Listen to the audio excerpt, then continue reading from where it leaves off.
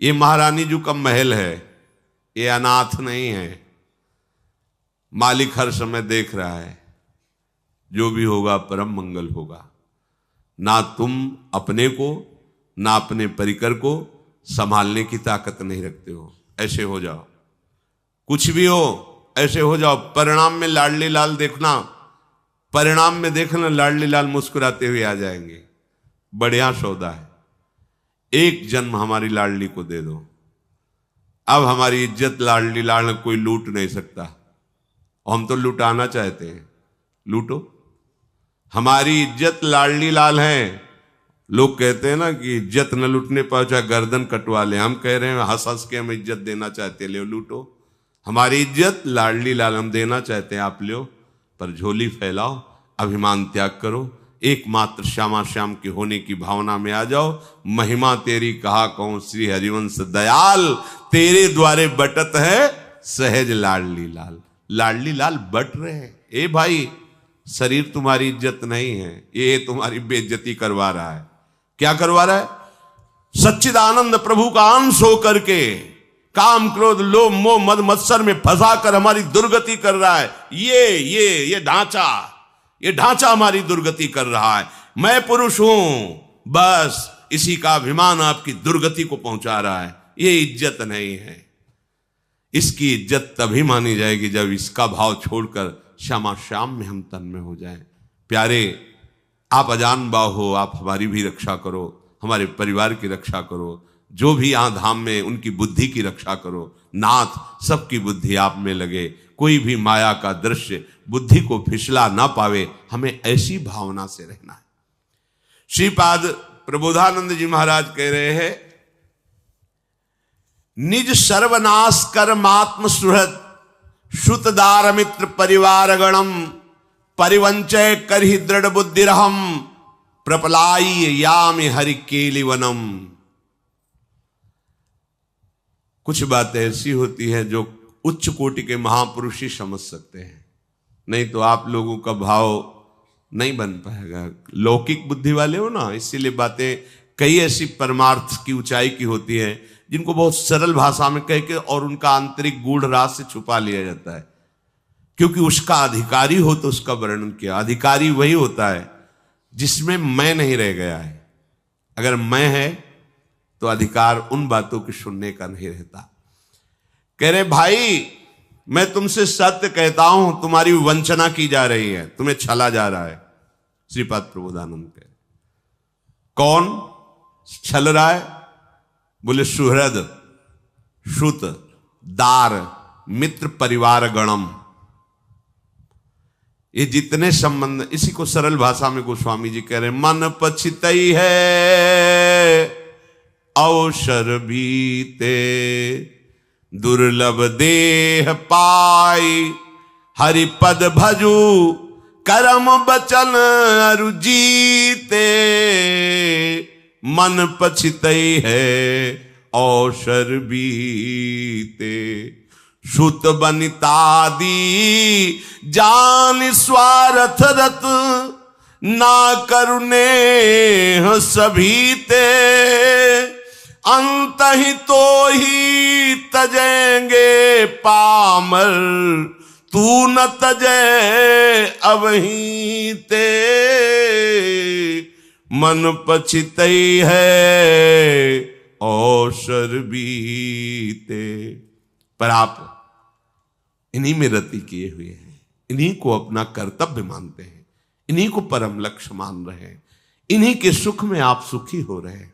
मोह, आसक्ति, राग, आपको पता ही नहीं है कि छुप करके आपका भगवान इन्हीं रूपों में आपके साथ खेल रहा है। पहचानिए, छुपा छुपी का खेल है। ये आपकी सब वंचना कर रहे हैं। परिवंचय तो कर ही दृढ़ बुद्धि रहम, तो अपनी बुद्धि को दृढ़ता में ला। क्या? श्री हरि के केलिवन, याम हरि केलिवनम, वृंदावन की निष्ठा स्वीकार कर। और देश के बसत ही घटत भजन की बात, वृंदावन में स्वार्थ उलट भजन हो जात। आपके मुख से कैसे निकल सकता है किसी परिस्थिति में कि धाम छोड़ सकते हैं? धाम छोड़ने की चीज है, शरीर छोड़ने की चीज है, छूटेगा। संबंध छोड़ने की चीज है, छूटेगा। धाम छोड़ने की चीज नहीं। भाग बढ़ो वृंदावन पायो। अभागी शब्द से अब तुम्हारा परिचय नहीं होना चाहिए। तुम बड़े भाग्यशाली हो, श्रीधाम आए हो, प्रियाजू के महल आए हो, श्रीधाम वासी हो। अब नहीं बोले परिवार हमारा श्री जी है, लालजू है, ललिता विशाखा है। तुम ठगे जा रहे हो प्यारे, समझो। तो हम वृद्ध हैं, वृंदावन वास करेंगे, हमारी सेवा कौन करेगा? श्री जी की सखियां। आप विश्वास करो, वो धोती पहन के नहीं आएंगी, वो पैंट शर्ट पहन के भी आ जाएंगी। आप क्या जानते हो? आपको जो भोजन दे के गया, आपको जो संभाल के गया, आपको सिखा के गया, आपको लगता है कोई पुरुष आया था? नहीं, श्री जी की सखी आई थी। तुम्हारी दृष्टि नहीं, तुम पहचान ही नहीं पाए। वो विविध रूपों में आके आपको संभाल लेंगे। आप हम करोगे कि मेरे रिश्तेदार, मेरे नातेदार, तो वहां धोखा मिल सकता है, लेकिन मेरे रिश्ते नातेदार श्री जी की सखिया, धोखा नहीं मिलेगा। अन्य भरोसा नहीं, ये सब वंचना करेंगे। तुम यामी हरि केली वनम, वृंदावन का भरोसा करके वृंदावन का दृढ़ आश्रय ले लो।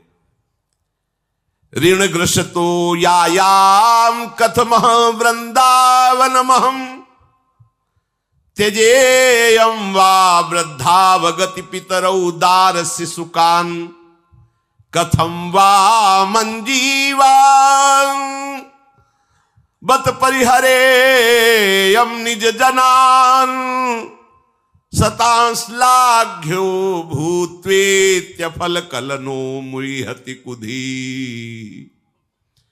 आप वृंदावन वास के लिए जब सोचोगे तो कुबुद्धि तुम्हें चैन से नहीं रहने देगी। कौन सी कुबुद्धि? ऋणग्रस्तो यायाम। अरे भाई, मातृ ऋण है, पितृ ऋण है, हमारा कर्तव्य है ये हम कैसे वृंदावन जाएं? और लोगों से भी उधार लेकर के कुछ काम व्यापार किया, ये सब। अब ये सब निपटा के ही आगे सोचेंगे भजन का। तब तक तुम्हें काल निपटा दिया। जीवन का कोई भरोसा नहीं। कैसे वृंदावन जाऊं? हमारे परिवार की व्यवस्था तो है ही नहीं। सब छोड़ छाड़ के वृंदावन कैसे जा सकता हूं? अभी छोटे छोटे बच्चे हैं, परिवार, बूढ़े माता पिता हैं। त्यजेयम वा वृद्धावगति पितरौ दारस्य सुकान। छोटा बच्चा कैसे? ये भजन तो बाबा जियों के, हमारे लोगों के भजन भगवान जब चाहेंगे तो करा ही लेंगे। बड़े बुद्धिमान लोग हैं। हम अपने बच्चे का कैसे पोषण कर पाएंगे वृंदावन? हमारा विश्वास अभी प्रभु की महिमा को नहीं छू पाया, इसलिए ऐसी बातें होती हैं। अगर विश्वास हमारा, तो अनंत ब्रह्मांडों का पालन पोषण कौन कर रहा है?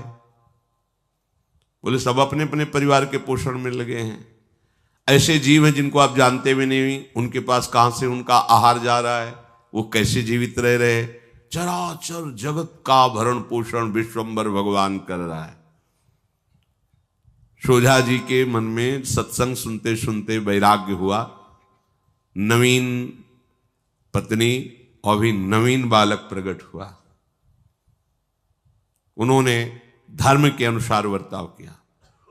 रात्रि में पत्नी से कहा, मैं हाथ जोड़कर आपसे प्रार्थना करता हूं कि आपका पाणी ग्रहण किया है, पर अब मेरा हृदय प्रभु से मिलने के लिए व्याकुल हो रहा है, मैं जी नहीं सकता। यदि आप हमारे साथ चलना चाहती हैं तो सादर आप चलिए, क्योंकि आपका पाणी ग्रहण किया। आप नहीं चलना चाहती तो पुत्र सहित संपत्ति है ये, आप इसी का भोग कीजिए। अब मैं रुक नहीं पाऊं। तो उनका, प्रभु मैं आपके बिना नहीं रह सकती, क्योंकि हमारे आराध्य देव भी आप हैं, हमारे पति भी आप हैं, जीवन साथी भी आप हैं। तो उनका हमने पहले निवेदन कर दिया। ऐसा शास्त्रीय सिद्धांत भी है, पर आपको साथ में कुछ ले नहीं चलना होगा जो आगे। अब उस अर्धरात्रि के बाद ही निकले। काफी दूर चले तो पीछे आवाज पैर की आ रही। वो इतने पीछे के मुड़ के देखा तो गोद में बालक लिए थी। वो कहा था कुछ नहीं लेके चलना, बोले इसको किसके सहारे छोड़ दे, गोद का बालक है। तो नीचे चींटियां रेंग रही थी, बोले ये किसके सहारे हैं। अब चींटी और बालक में तो अंतर है ना, वो चींटियों को पैदा थोड़ी किए, बालक को पैदा किया, उसकी ममता है। अगर तुम्हें बालक से ममता है तो हमने कहा था ले जाओ, संपत्ति है हमारी, उसके साथ उपभोग करो। यदि तुम्हें हमारा साथ देना तो बालक को छोड़ना होगा, यहीं छोड़ना होगा, हमारे आदेश का पालन करो, जंगल में छोड़ दो इसको।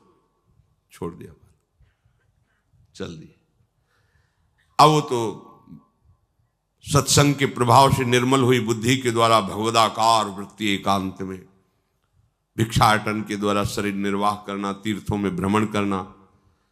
पर उस मां का हृदय बार बार कसकता था, क्या हुआ होगा मेरे बालक का। अब ये वैराग्य के बल से मोह रहित थे, पर वो इनका आश्रय लिए थी, वैराग्य का नहीं। वो अपने पति को नहीं छोड़ सकती थी, पर आंतरिक जो ममता थी वो बार बार प्रश्न करती थी, क्या हुआ होगा उस बालक का। कई वर्ष व्यतीत होने के बाद जब उन्होंने देखा कि इसका चिंतन भगवदाकार नहीं है, इसकी वृत्ति एक विषय में अटकी है, उसका निवारण करना चाहिए, तो उन्होंने कहा चलो तुम्हें ले चलते हैं जन्मभूमि। अब 12 वर्ष में बाल बढ़ गए थे, भेष भी, जब ज्यादा शरीर की सुरक्षा व्यवस्था नहीं की जाती तो मलिन हो जाता है बाहर से। गांव के बाहर गए तो कुछ लोग जो खेतों में काम करते थे वापस आ रहे थे, देखा संत है, नजदीक गए, पहचान नहीं, तो उनका भाई हमने सुना है तुम्हारे गांव के सोझा जी एक थे, वो वैराग्य लेके चले गए। बोले हाँ, तो उनके कोई संतान भी थी क्या। बोले हाँ हाँ, एक लड़का था, वो जंगल में छोड़ दिया था। और सोझा जी के मित्र राजा थे, बड़ी श्रद्धा रखते थे, तो उन्होंने भी खुजवाने की कोशिश की, तो राज सैनिक घोड़े के द्वारा पीछा किया, पर सोझा जी तो मिले नहीं, उनका लड़का मिल गया। जब उनको पता चला कि सोझा जी का लड़का छोड़ के चले गए, तो राजा के पास पुत्र नहीं था, उन्होंने बोला, अब वो 8-10 वर्ष का राजकुमार है और वो राजा के यहाँ रह रहा। अच्छा अच्छा अच्छा, पत्नी को बोले समझे, वो राजकुमार बना बैठा है, अगर हम पालन पोषण करते तो कभी उसको वो सुख नहीं दे सकते। और विश्वंबर भगवान ने देखो उसको राज को, चल चुपचाप भगवदाकार वृत्ति कर, सच्ची मानो। अगर आप ऐसे रहोगे तो प्रणत कुटुंब पाल रघुराय, आपके परिवार को कैसे हरि संभालेंगे, पक्का विश्वास रखो।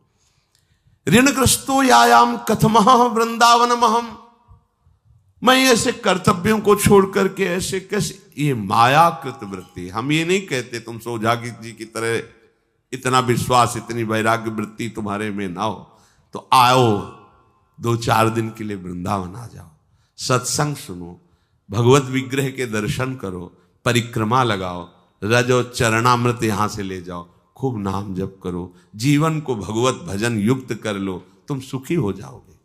क्योंकि जीवन में जो जो किया, यम यम वापि स्मरण भावम त्यजत्यंते कलेवरम, जो जो तुम भाव कर रहे हो वही तुम्हारा अंतिम फाइनल होगा। हमारा अंतिम सुधर जाए, हमारा जीवन सुखमय, शांतिमय, आनंदमय हो जाए, इसके लिए भजन आवश्यक है। भजन के लिए भजनानंदी संतों का संग आवश्यक है, और इसकी बाहुल्यता धाम में होती है। गली गली यहाँ एक से एक महापुरुष विराजमान, एक से एक ऊंचे भाव में डूबे हुए महापुरुष विराजमान, उनकी चरण रज मिलेगी, उनके वचन मिलेंगे, अपना मंगल होगा। जानन्यप्यमृतम विहाय गरलम भुंजे स्वयं बंधम। आहा, बड़ी बढ़िया बात है अगर समझ में आ जाए। तुम सुन रहे हो तो जान भी रहे होगे, तुम अमृत का त्याग कर विषपान कर रहे हो। प्रभु का नामामृत, प्रभु का रूपामृत, लीलामृत, धामामृत, चरणामृत, वचनामृत, इन अमृत का त्याग करके तुम मृत विष स्वीकार कर रहे हो। देखो तुम कहां रह रहे हो, मृत्यु लोक। इसका नाम क्या है, ध्यान ही नहीं देते आप। मृत्यु लोक, जैसे कसाई वाड़ा, कसाई वाड़े में क्या होता है, चाहे जो पशु जाए, ऐसे हम किस लोक में, मृत्यु लोक, अर्थात मरना है। कब नंबर आएगा पता नहीं। जैसे सैकड़ों पशु बंधे, जितनी आवश्यकता है काटते चले जा रहे, ऐसे ही काल का एक कसाईवाड़ा है संसार। देख लो ना, सबको काट रहा है। हमारा भी नंबर है। हरी हरी घास डाल करके बढ़िया शानी चारा दिया जा रहा है। ये पोषण के लिए नहीं दिया जा रहा है। जब तक गड़ासे में नंबर नहीं आ रहा तब तक खा लो, काट के फेंक दिए जाओगे। मरना तो है ही यार, हम सबको मरना है। क्यों? मृत्यु लोक में आए, मरना पड़ेगा।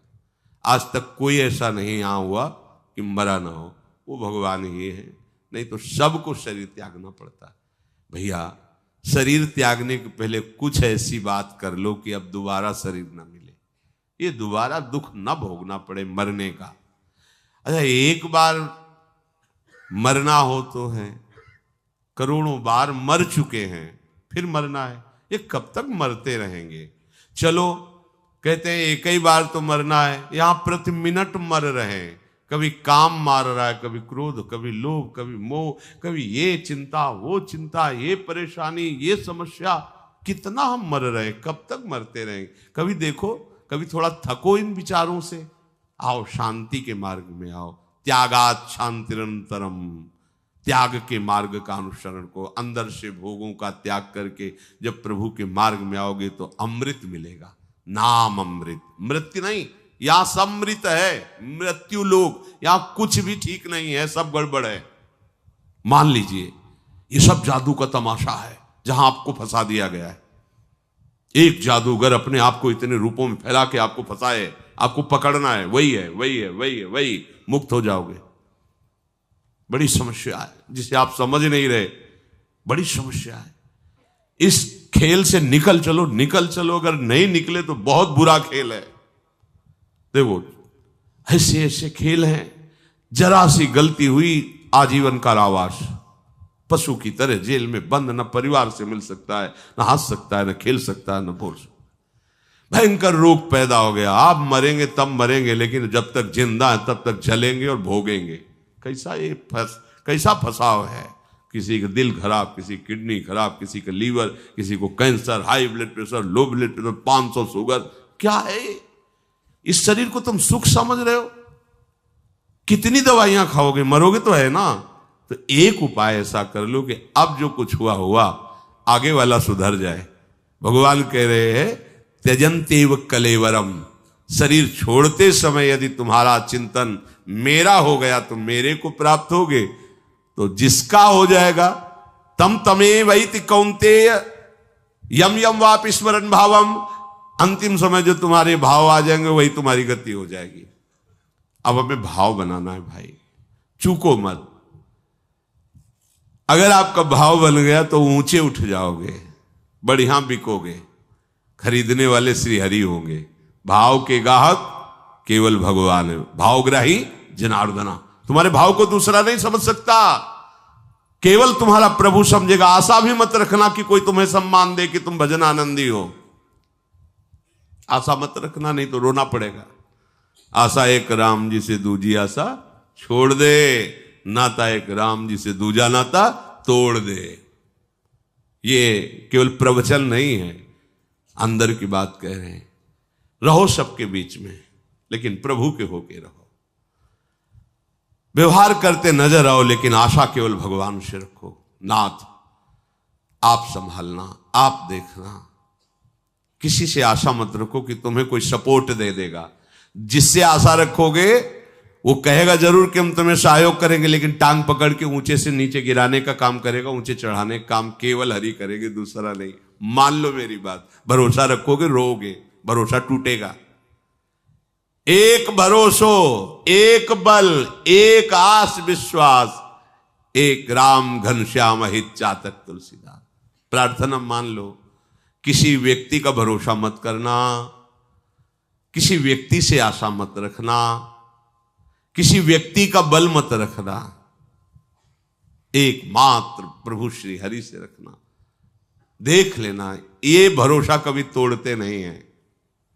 ये आप विश्वास करोगे, आगे चलोगे तो आपका भी ऐसा अनुभव हो जाएगा जैसा संतों का अनुभव होता है। बड़े कृपालु, बड़े दुलार करने वाले प्रभु। ऐसे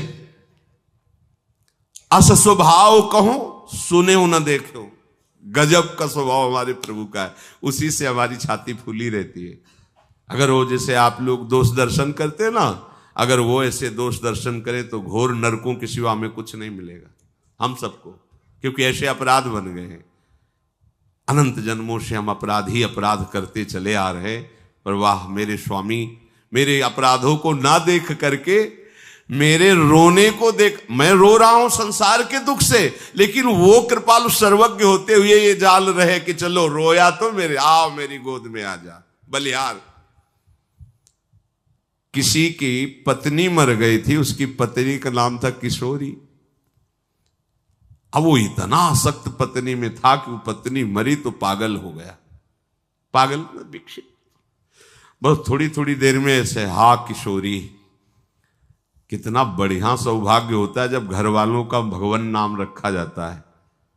पुत्र का नाम रखा अजामिल ने नारायण, तो भगवत प्राप्ति हो गई।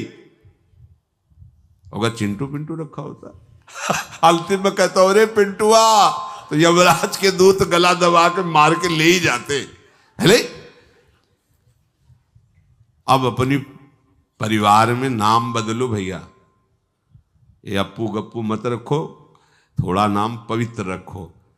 अब उसकी पत्नी का नाम किशोरी था, कमाल देखो किशोरी नाम का। अब कुछ लोग बरसाने आ रहे थे तो वो भी विक्षिप्त ऐसे पीछे लगा। एकांत में प्रेमी को हृदय में विरह ताप ज्यादा बढ़ता है। रात्रि का समय था, बरसाने के गहवर वन के ऐसी सुंदर लताओं को देखता हुआ चिल्ला के रोने लगा, हा किशोरी तुम्हारे बिना जिया नहीं जा रहा। क्या मतलब अमृतमय बात बन गई। हमारी भोरी सरकार लाडली जो ने कहा, ललिताजू कोई मुझे पुकार रहा है, कह रहा है मेरे बिना जिया नहीं जा रहा। तो उन्होंने कहा लाडली जू आपको नहीं पुकार रहा, उसकी पत्नी का नाम किशोरी है, वो मर गई है इसलिए रो रहा है। आदि नाम माने पहला नाम, मेरा नाम किशोरी है ना, मेरा ही तो नाम किशोरी है। नहीं वो देखो बार बार कह रहा हा किशोरी, हा किशोरी, लाओ उसको लिवा के। ओहो प्यारोढ़ क्षमते न यच्छिव शुकादि नाम तो यह ध्यानगम। भगवान शिव शुकादि के ध्यान में जो राधा तत्व नहीं आता, आज देखो बिल्कुल नहीं जानता किशोरी जी कौन है, उसके मन में भी नहीं कि किशोरी जी मिले, कोई मतलब नहीं। वो तो अपनी पत्नी का ध्यान करके बोल रहा है हा किशोरी। ललिता जी आई, चल स्वामिनी जी दयालु हो गई, तुझे बुला रहे। तो ललिता जी का दर्शन स्वामिनी जी से कम थोड़ी है। जीव ही ललिता जी को देखा निष्पाप हो गया। संतों के दर्शन से पाप नष्ट हो जाते हैं। संत दरस जी में पातक दरस परस अगनास। फिर ये तो श्री जी के समान बलशाली और श्री जी से बड़ी बलशाली है। कैसे आप कहोगे कि प्रमाण क्या है कि सखियां श्री जी से बलशाली है? जब लालजू प्रेम विकल होते हैं तो लालजू की लावण्य और प्रेम को देखकर लाडली जो शिथिल हो जाती है, और लाडली जी के रूप और प्रेम को देखकर लालजू मूर्छित होने लगते हैं। और लाडली लाल दोनों को दुलार करते हुए सखियां चैतन्य होकर सावधान होकर इनकी सेवा में रहती। बोलो बलवान हुई नहीं? जिस प्रेम ने लाडली जी को विकल शिथिल कर दिया, लालजू को कर दिया, उन्हीं दोनों सुकुमार तत्वों को सखियां अपनी गोद में अपने दुलार करती चैतन्य होकर। कितनी जैसे आपका वात्सल्य उमड़ता है अपनी नवीन बहू और नवीन बेटे को देखकर। दोनों दूल्हा दुल्हन कमरे में विराजमान हैं और आपने एकांत से देखा कि हमारा पुत्र हमारी पुत्र वधू दोनों बैठे खेल, तो आपका मन क्या कहता है? हे भगवान, ये जोड़ी अविचल रहे, सुखी रहे। तो रसिकों की जो हृदय वृत्ति है ना, जो अखिल ब्रह्मांडों के ईश्वर प्रभु श्री कृष्ण दूल्हा और प्रेम समुद्र का सार मूर्तिमान स्वरूप लाडली दुल्हन, ये दूल्हा दुल्हन जब बैठे बात कर रहे होते हैं तो सखियां अंचल पसार कर आशीष देती, मांगती हे विधना मेरी ये जुगल जोड़ी चिरंजीवी रहे, ऐसे ही रंग करो निशिवासर वृंदा विपिन को।